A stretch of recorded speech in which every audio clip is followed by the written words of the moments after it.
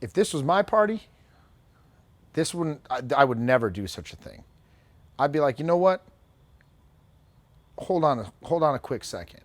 And I'd just smoke up a crack rock, and then I'd them. Well, one of them, because I saw the other one. She kind of looked You like, know what, Jeff? I'm so progressive, I wouldn't smoke anything and I'd them both.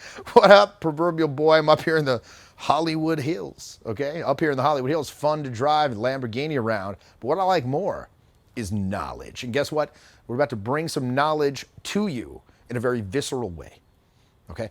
Today, what I want to talk to you about is why it's so important to absolutely bomb in your interactions. Not to have like the interactions go, okay, it's kind of okay, and then it fizzles out, but no, to bomb so badly that the people you're interacting with and the people, everyone in the vicinity, they're not even angry. They feel bad for you. What a sad individual. Oh man, I feel so bad for this person. Oh, what a pathetic existence they must lead. Right? And by doing this, by this process of absolutely bombing, you can come to a better understanding of yourself and most importantly, stop lying to yourself. So I got the idea for this when I was watching some comedians, some well-known comedians, I forget exactly who, but it was some video on YouTube or something. They were talking about all their experiences coming up in comedy and how they bombed in their early years, right, their formative years of stand-up comedy. And they universally said that this experience of bombing on stage really was very formative and actually helped them grow. So I wanted to explore why that is and also help you understand how you can apply these understandings in your own social skills development. So the first thing that bombing does is it gives you absolute confirmation that you do in fact suck, right? When you fall flat on your face, when you go up to someone and you're in a group of people, it's like undeniable. It's absolutely undeniable because you might be at a point right now, like you might not go out a lot. You might not actually mingle or do a lot of social interaction or do a lot of approaching or meeting people. So when you don't do that, in your mind, you could be like, well, you know, maybe I don't suck. Maybe I don't suck. And I'd say that the vast majority of people who aren't actually actively studying this stuff, they're very, you know, it's very much a state of ignorance is bliss. They are very, very comfortable in their belief that I could if I wanted to, right? I could if I wanted to. For men, at least, every single guy believes that in their heart of hearts that they can do two things. That they can fight someone if they wanted to, like, oh, I don't like to fight. I would just see red and go crazy. Like some untrained dude, like I could never take boxing. I would just go crazy. That'd hurt everyone. It's like, no, you wouldn't. You'd get your ass handed to you and like taken out, like put out in the trash bin on the curb or something. It's like, and then two, so like, yeah, I could fight definitely, but I don't want to. And then two, I could meet somebody if I wanted to. I could approach someone and, you know, be successful dating that person if I wanted to. If I wanted to. Hell, I did it one time at the work party 7 years ago with Jessica, and she became my long-term girlfriend. I could do that. I could do it if I wanted to, but I don't want to. I don't want to because that, you know, it's just kind of douchey. It's douchey. It's creepy. So just look at the average reaction when you tell somebody that you're just doing self-development, like even broad self-development, much less dating and trying to improve your dating skill. Generally, it's viewed with a fair amount of disdain. It's like, stupid. Now, if you tell them that you're trying to become more attractive to people you want to date and you're trying to improve yourself and seeking assistance in that area, well, then it becomes downright vicious. Isn't it crazy? It's not just like, oh, that's silly. It's like, fucking disgusting, stupid idiots, utterly pathetic losers, just losers, fucking loser, incel, idiot, right? It's just completely outsized range, creepy, disgusting, right? And I think that what this speaks to is it's a deep-seated understanding that they could not do it. So it's, in a way, it's sort of a knee-jerk reaction that prevents them from having to face up to the fact that they couldn't do it. Because subconsciously, they know damn well. They know damn well that they could not approach somebody and even have like a snowball's chance in hell of being successful at it, right? Of navigating that interaction smoothly and skillfully, coming across well, being charismatic, introducing their proposal in a skillful and smooth way that's likely to be accepted. They know nothing of that, and they know that damn well. So again, in order to distance themselves from that reality, boom, they demonize it. To admit that help would be beneficial is an admission of their own inability. Now, there are many reasons for this. I mean, first off, there are a lot of deep-seated anxiety triggers around social interaction. And some of these are learned, some of these are intrinsic, but basically the limbic brain cannot distinguish between social humiliation and death. And this makes a lot of sense. I mean, if you look at us, I mean, we're not very well suited to the environment. We don't have a lot of fur on us. We're not very tough. We don't have sharp fangs or claws to defend ourselves. It's like, basically, we're not really, we're sort of these like hairless, like lemurs kind of derping around, and weather makes us die. Like if we're outside too long, we'll just die.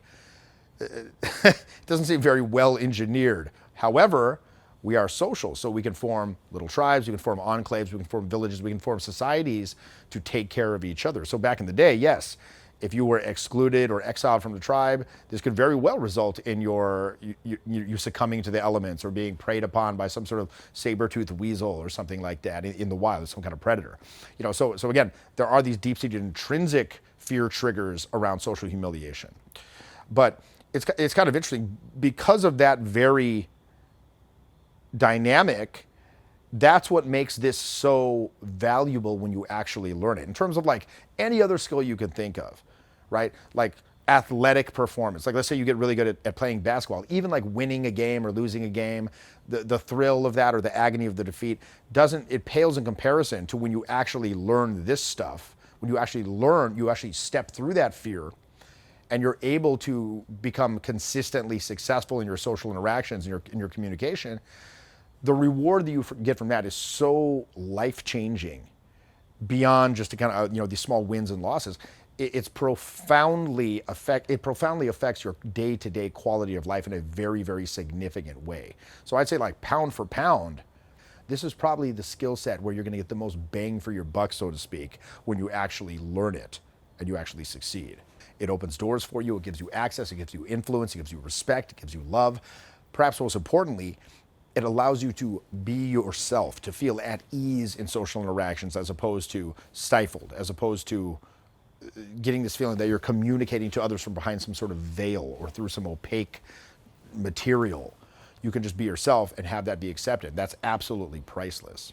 But back to bombing, I think perhaps the most important feature of this experience is that it shows you what you're doing doesn't work, right? It definitively shows you without any question what you're doing is not working.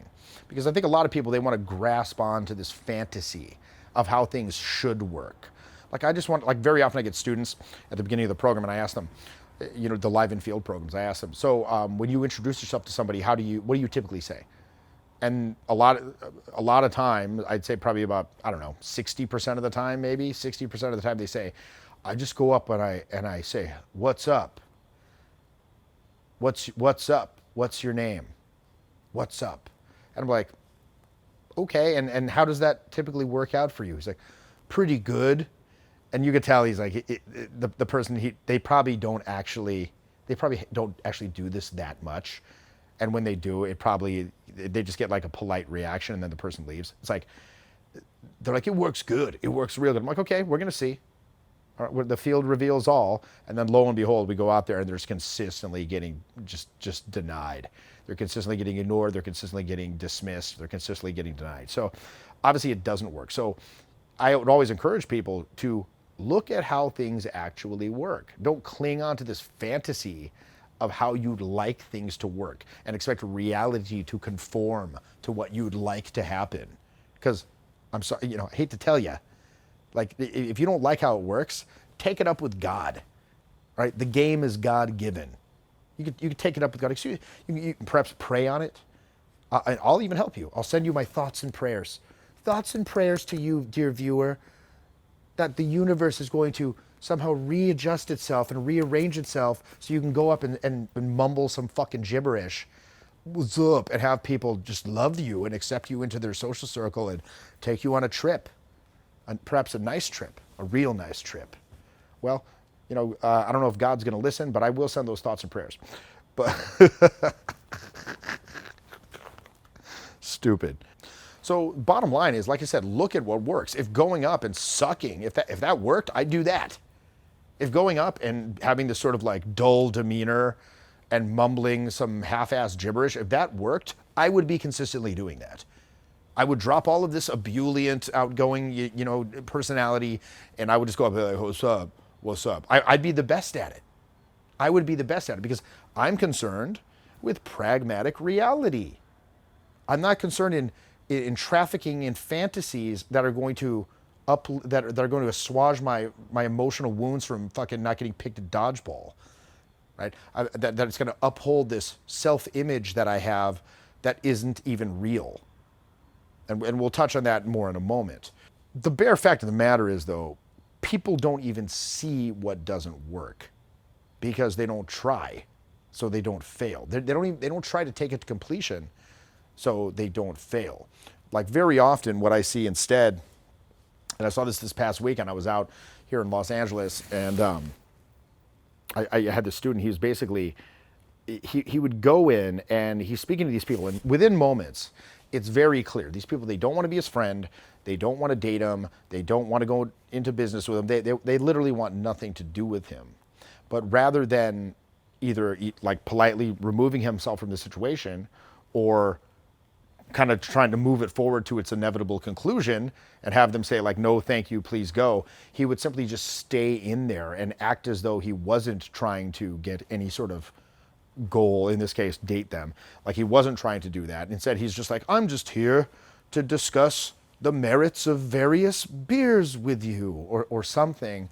And you look at this from afar and it just looks utterly bizarre. Utterly bizarre. Like they're basically trying to save face. And this one individual did it, but I see it like pretty much every weekend. They're just trying to like save face. And the people that they're interacting with just appear confused. Like, so what I began doing, I started taking pictures. I started actually taking pictures of the facial expressions of these people so I could subsequently show it to them after they come back, because they don't even know what's going on, right? They're basically completely oblivious. They're so trapped in these delusions that they've created for themselves. They're oblivious to this. So I'm like, look at their face. And the face, I'm not going to show you these pictures, but I can show you the face. I can emulate it very, very well. It looks something like this.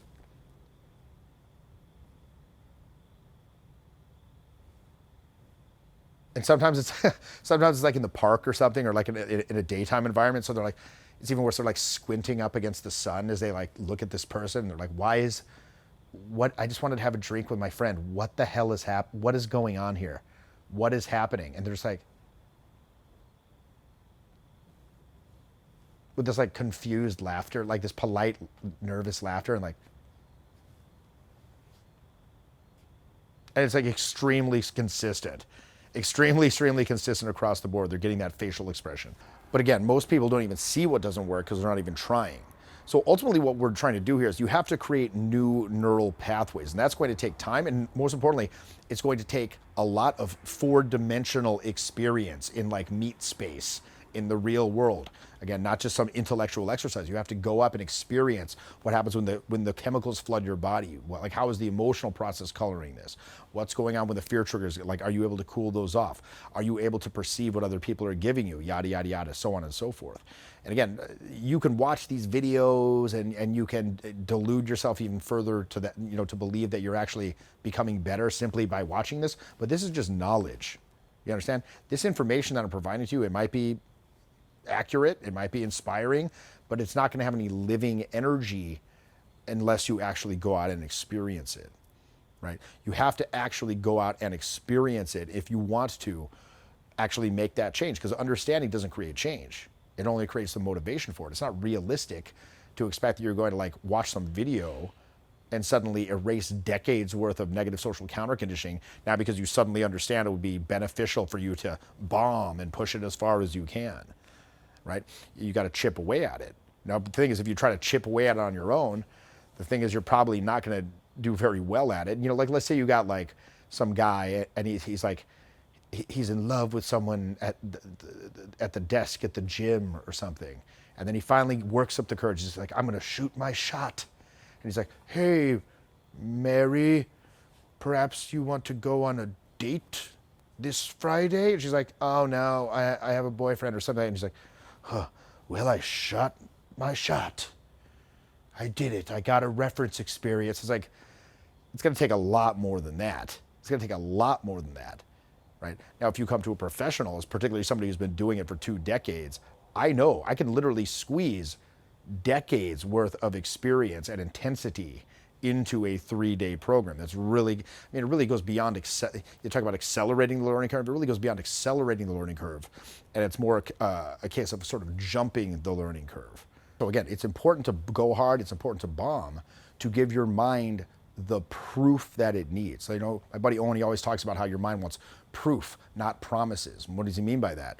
You know, when you feel those anxiety triggers come up around social interaction, when you're about to go meet somebody, intellectually you understand that the danger is somewhat arbitrarily related to the actual danger. Like the danger in your mind isn't necessarily related to reality. You know that very well, but at a certain level, that lower brain is like, look, dude, I don't want your promises. Show me the proof. And you actually go up and you realize, oh, I'm not vaporized, I'm still here. And lo and behold, this enables you to take further action. But here's the thing, you also need proof that you actually suck. And that's a hard pill to swallow because it's a blow to your identity. So you're getting hit on 2 angles here. You're getting hit on the fear angle and you're getting hit from the identity angle as well. And again, even if you realize your identity sucks, letting go of that can be very difficult because in a way it's a death, right? Letting go of a disempowering identity is still letting go of an identity. So that can be very, very difficult, a very, very difficult thing to face. So look, you can't, especially in this endeavor, you cannot be arrogant about your time. You cannot be arrogant. Your time is valuable. You want to learn from experts. You don't want to learn this stuff from your little brother.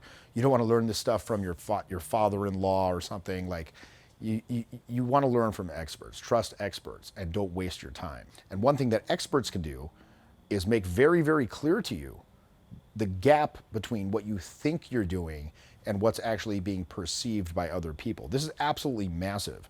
In fact, a big part of my teachings, it involves making you experientially aware of that gap to begin with, and then 2, taking steps to actually close that gap so what you think you're doing and what's actually being perceived is as close to the same as it can possibly be. Now, it's never going to be entirely perfect because you can't control what other people perceive, but again, you can get it as close to the same as you can possibly get it. One of the best things that I ever did for myself was seeing myself interact on camera. And you know, everyone hates to see this. You know, just think how much the average person hates hearing their own voice on an audio recording. Like, is that how I sound? It's like, yeah, that's actually how you sound. So when I would see myself in these interactions, very often, the things I would see myself doing these absolutely cringe-worthy behaviors, and I would just be like, I just wanted to like shut the laptop. I'm like, no, you're gonna watch it. You're gonna watch the whole thing, you know? And I'd watch it twice. And then I'm like, okay, I don't need to see that anymore. Okay, now I can delete it. But I made myself watch it twice because I'd be like, okay, that's not how I see myself. That's not how I see myself when I'm at my best. That's not me. But then I'd also see myself absolutely kicking ass. And I'm like, okay, oh, that's me. So I'd discard this and I'd move towards this. And then I'd go out more and I'd get more feedback and I'd start, that fork would continue again. I'd see it again, discard, see it again, discard, and move this way, move this way, move this way. And again, that process of seeing how bad I was bombing very often, that was absolutely fundamental in getting to me where I am today. So there's a sort of neuroplasticity. You're sort of inducing a neuroplasticity, if you will. It's like if you're going down, like imagine a skier and he's going down a mountain. As he carves down the mountain, he creates pathways in the snow. Now, and those pathways form known routes to go down the mountain. Now, if you saw a pathway in the snow that went directly into a tree, you might say, okay, yeah, that's probably not a good pathway to go down. If you follow that pathway and slam into the tree, you're probably going to have a very, very visceral and immediate reaction to not continue doing that. Vice versa, or like look at it a different way, we can relate it to working out. Like what's the actual process of building muscle when you work out? Like biomechanically, and I'm no expert in this, but generally from what I understand is as you lift weights, You're sending a message to your nervous system, your brain, and it's telling the whole system that and as this continues to happen over a period of time, you're telling the system like there's an increased demand. There's an increased need for strength that's happening on a regular basis. You need to adjust to acclimate to this. And very often you want to go to failure. Like on your last set, go to failure until you can't do it anymore. The only useful exercise is one that you can't do successfully at first. Because of that overload, you're going to that absolute failure because you're bombing. It's telling the body, look, we need to step up and make some adjustments here in order to acclimate to this new demand, right? So if you want to improve your ability to charismatically communicate, you need to understand the demands that are going to be put upon you by the types of interactions, the types of results you want to have. Like if you want to have high level results, that's going to put additional demands on your system.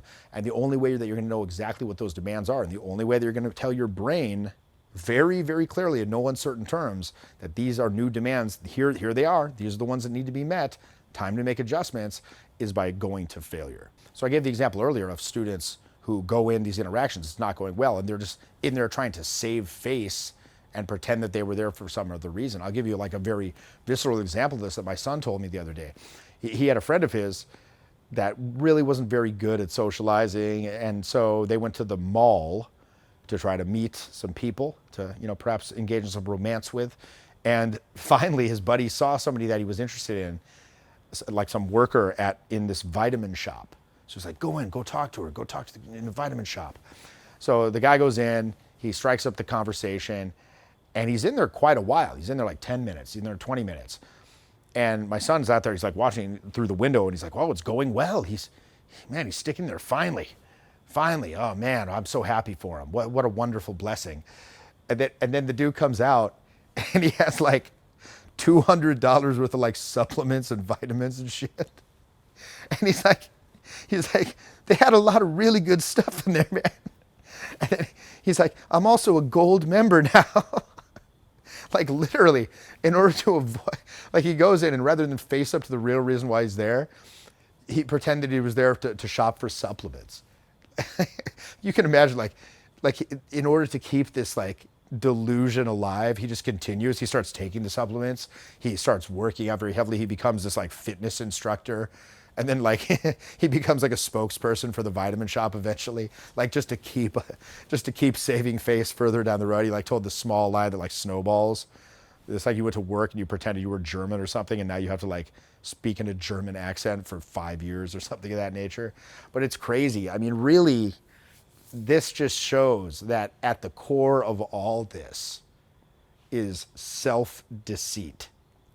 That's really what's going on here.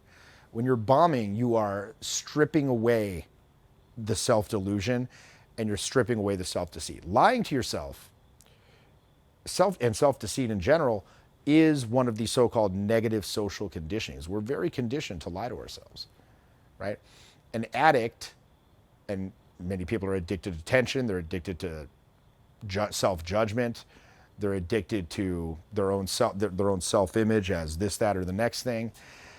Any sort of addictive behavior, the goal of that is to keep you removed from your thoughts and feelings, whether it's drugs, whether it's alcohol, whether it's gambling, whether it's video games.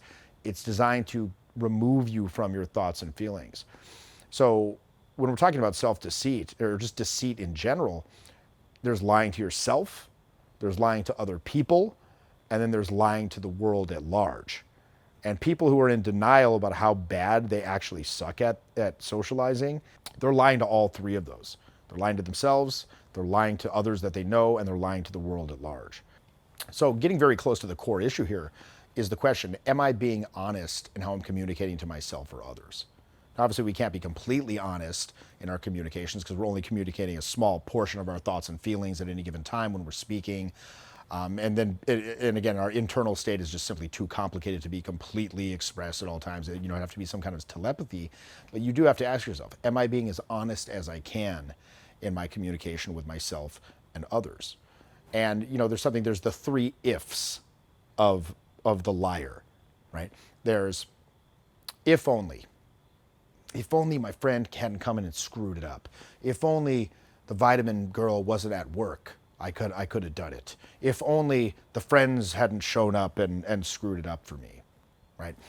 The second if is what if? Well, what if that guy there is their significant other and they get angry? What if people in the vicinity think I'm this, that, or the next thing? What if I'm perceived as this?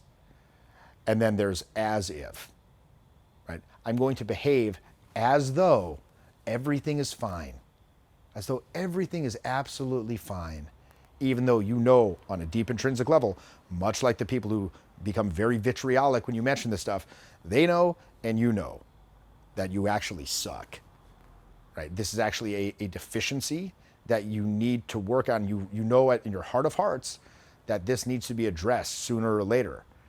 So it might as well be now. But again, awareness is the first step, right? You don't want to come to these conclusions, these realizations, and be like, well, I'm terrible for, indulging this self-delusion for so long. It's like, look, at a certain point that protected you. At a certain point that served you. But you want to now start without shame, without guilt, because that's just what started a lot of this in the first place, to start to release those and move away from those things. What we think of as our natural uses of energy are in fact deeply affected by the unconscious conditionings that we've been subject to for our whole lives, since early childhood.